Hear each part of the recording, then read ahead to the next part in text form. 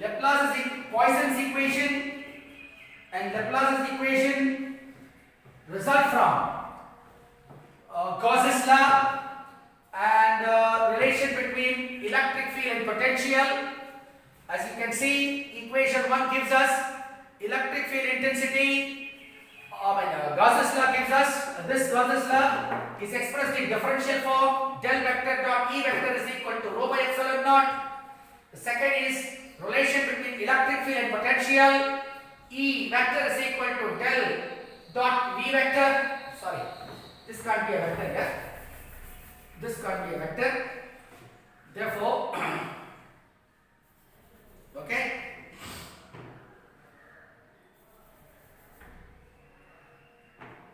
Potential is not a vector, man. Okay. So E vector is equal to del V. This in the place of V I am substituting. Therefore, del dot del is equal to del square V. Okay. Therefore, this will be minus rho by epsilon naught. Vector should not be here. And therefore, if there is no charge, rho is equal to 0. Del square V is equal to 0. This expression is Laplace's equation. Del square V is equal to minus rho by epsilon naught is Poisson's equation. And if you look into my previous videos and have a syllabus with you, Unit 1, what all is there in Unit 1, topic wise, you can check in my videos, everything, nook and corner of that particular unit I have covered. The honors is on you now. You have to go through these videos, make notes and start preparing for unit test 1 of this unit. So I make it very clear that I have completed unit 1 and I am also going to start unit 3 today, which is electromagnetic induction. Is that okay to you, sir?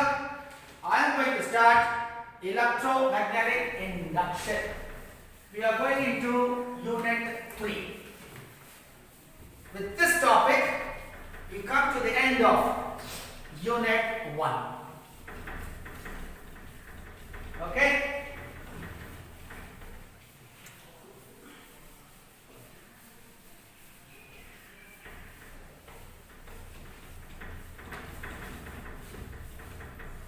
Okay.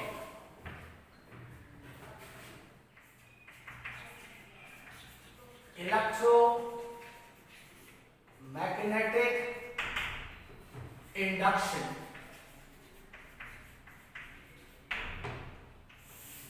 Simply can be written as EMI.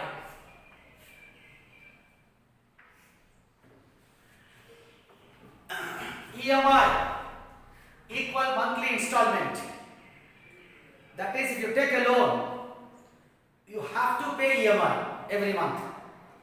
Exactly in a similar way, in physics, if you have to get through electricity and electromagnetism, definitely you have to pay this EMI. You have to study electromagnetic induction. Only then you will be able to get through this paper. Otherwise, things will be difficult for you. But before I start electromagnetic induction, I don't think whether unit 2 has been started for you. And the unit 2 of this particular paper talks about magnetic effects of electric current. In that unit, you will study, if you have not studied, you will study that if there is a current carrying conductor, in the space surrounding that conductor, will be an electric field. For example, if you take a current carrying conductor I and place a magnetic needle by the side of this current carrying conductor, you will find the magnetic needle gets deflected. The deflection, magnitude of deflection will depend upon the strength of current. It depends on the direction of current produced. This you will be taught in unit 2. Therefore, what I am trying to tell you here is current flowing through a conductor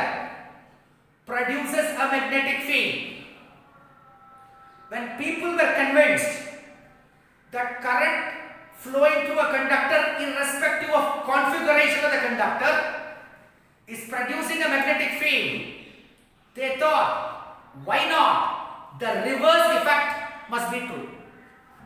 You understand what I am saying? Let me repeat for those of my friends who have not understood. Current is flowing in a conductor. It is producing a magnetic field in the space surrounding the conductor irrespective of the configuration of the conductor. So people thought the reverse of this must also be true, meaning that when magnetic field is changed, it must also produce an electric current. I will give one example.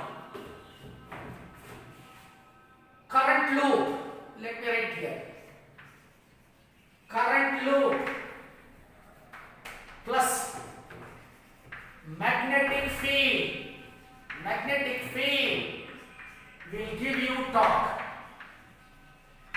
If you don't understand what I have written here, let me explain to you like this. If this is a current loop, a rectangular coil, current is flowing to this, and you apply a magnetic field to this current carrying conductor, you will find the coil gets deflected. The deflection is what? I have written as torque. It will experience a torque. Now, which means this statement is definitely true. Current loop plus magnetic field, it gives you a torque. Now, torque plus magnetic field, can it give us current? Is what we need to see now. Let me try to explain it to you what it is. Imagine this to be a rectangular loop. No current is flowing in this loop. Imagine a uniform magnetic field of strength B is acting in this direction. The loop, this is not a current loop, mind you. This is just a loop having a number of turns. I have applied a magnetic field, nothing happens. Now, if I give a torque to this rectangular loop, I find a current to be induced in this rectangular loop, which means this statement is also correct. Understand what I am saying? So it was found induced EMF is produced whenever there is a change in magnetic flux linked with a coil. I have introduced a word magnetic flux. For those of you who have studied and listened to our videos of Unit 1 must be familiar with electric flux, which we have denoted it as phi E given as E vector dot n cap ds. Can also be written as phi E is equal to E ds cos theta. If you are familiar with electric flux, the same is magnetic flux as well. So the point I would like to highlight here is, whenever magnetic flux linked with the coil is changing, it is going to produce an induced EMF. Based on this, we will try to define electromagnetic induction. How do I say that? Phenomenon of producing and opposing induced EMF. If the conductor is closed and induced current, when magnetic flux linked with the conductor or the closed loop changes, that you call it as electromagnetic induction. For those who were not able to follow what I said, I am repeating. For those people, please listen to my words very clearly. The phenomenon of producing and opposing induced EMF in a conductor or induced current in a closed conductor. I am telling it a closed conductor because unless the circuit is closed, unless the conductor is closed, a current cannot flow. Therefore, I say a phenomenon of producing and opposing induced EMF in a conductor or an induced current in a closed conductor when the magnetic flux linked with the coil changes.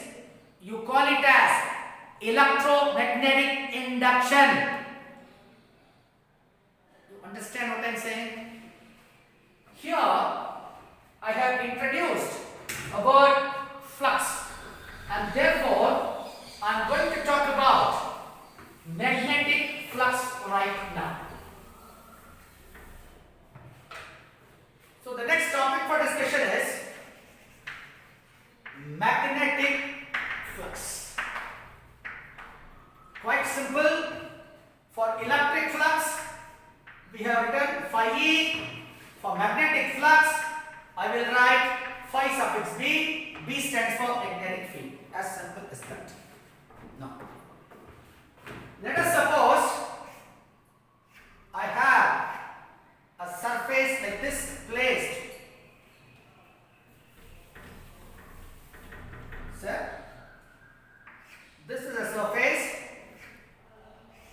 placed, and let us say this is the magnetic field lines passing, and the magnetic field be of strength B vector. How do I define magnetic flux? That is what we first need to understand.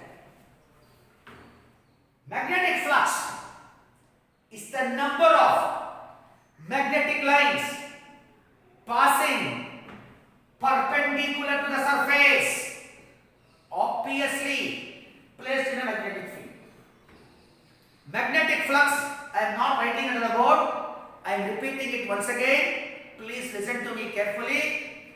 Magnetic flux is defined as number of magnetic lines of forces passing perpendicular to the surface placed in a magnetic field. I need not say that placed in a magnetic field, because obviously if only you place a surface in a magnetic field, there will be magnetic lines of forces. If you are going to place a surface where there is no magnetic field, where is the question of flux arising? It doesn't arise at all. Now, let us further move here and find if the same surface, okay, same surface, if the magnetic field lines get crowded, okay, if you ask me what is the flux here, to be precise, the number is 2. Only 2 lines are passing. If you see here, phi B, 4 lines are passing. Therefore, I find magnetic flux is directly proportional to magnetic field. Understood? Now, if the area of the surface is increased,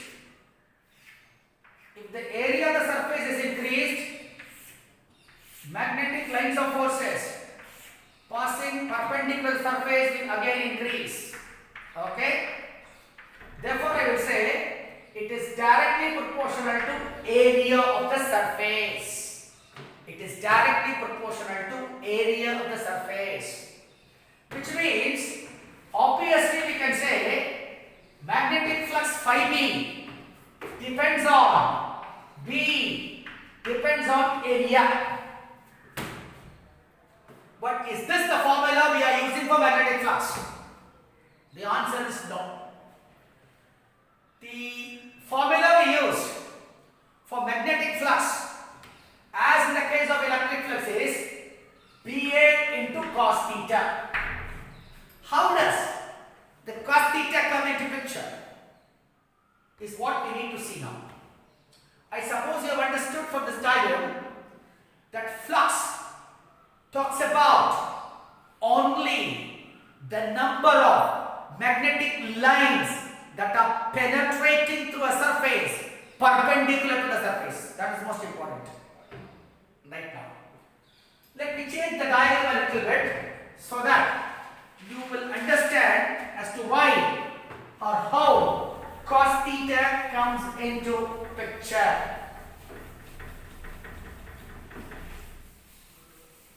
Okay.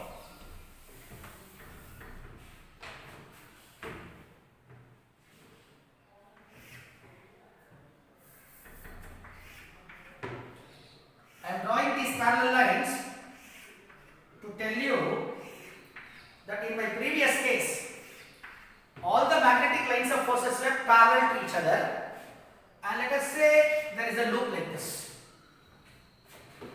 And we all know that if you draw the area vector or a unit vector, that vector must be drawn perpendicular to the surface.